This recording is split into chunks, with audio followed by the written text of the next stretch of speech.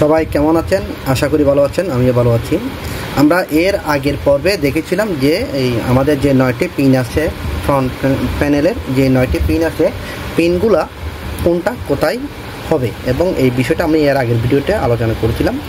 আজকে এই ভিডিওতে দেখব আজকে আমরা ওই পিনের সাথে এই পিনগুলোর সাথে যে 9টি পিন আছে, 9টি পিনের সাথে কোনটা কানেক্টেড কোথায় হবে। কারণ এর আগের ভিডিওটা আমি শুধু জাস্ট পিনগুলোর কথা আলোচনা করেছিলাম। আমরা এই ভিডিওতে দেখব এই যে এখানে 6 নাম্বার এবং 8 নাম্বার যে পিনটা আছে, এই 6 এবং 8 নাম্বার পিনের মধ্যে বলতেছে পাওয়ার সুইচ। তাহলে এই পাওয়ার সুইচ যেটা এখানে আছে, আমরা পাওয়ার সুইচটা পাবো এই ধরনের পিন থাকবে, অথবা অনেকগুলোতে আসবে এইদিকে কাটা দুটো একসাথে, দুটো একসাথে, একটা প্লাস একটা মাইনাস। সেক্ষেত্রে আমরা এই যে পাওয়ার সুইচের যে লেখাটা আছে, লেখাটা বাইরের দিক দিয়ে আমরা এখানে পিনে পাওয়ার সুইচের এখানে বসাবো।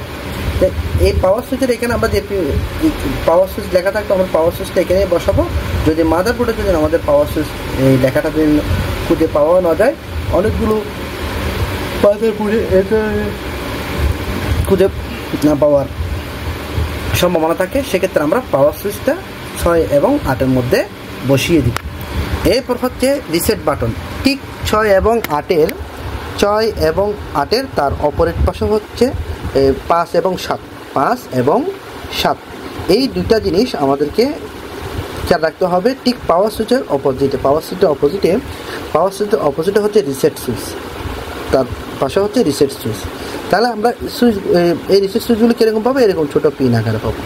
অবশ্যই এটা আমরা মনে রাখতে হবে। আমাদের এই ধরনের হতে পারে বা দুখণ্ড হতে পারে, এগুলো অনেকগুলো পিন আছে, এটা দুখণ্ড। তাহলে আমরা 2 এবং 4-এ কী পাচ্ছি? পাওয়ার এলইডি পাচ্ছি। 2 এবং 4-এ কী পাচ্ছি? পাওয়ার এলইডি। আমরা 2 এবং 4-এ এই পাওয়ার এলইডির এই পিনগুলার এই পিনের মধ্যে এই পিনের কভার এই জিনিসগুলো আমরা এখানে কী করবো? পুশ করব। অবশ্যই আমরা মনে রাখবো লেখাটা বাহিরে থাকবে, লেখাটা বাহিরে দিয়ে আমাদের এটা পুশ করতে হবে, লেখাটা যাতে আমাদের পাশে বাহিরে থাকে।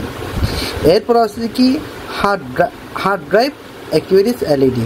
আমি এর আগের ভিডিওতে বলছিলাম এটা হার্ড ডিস্কের লাইন আসছে কিনা ওটা দেখাচ্ছি। আমরা এখানে HDD এলইডি যেটা লেখা থাকে, আমরা এখানে প্লাস মাইনাসে ঠিক লেখাটা অপর পাশে করে প্লাস মাইনাস এটা দিয়ে দিব।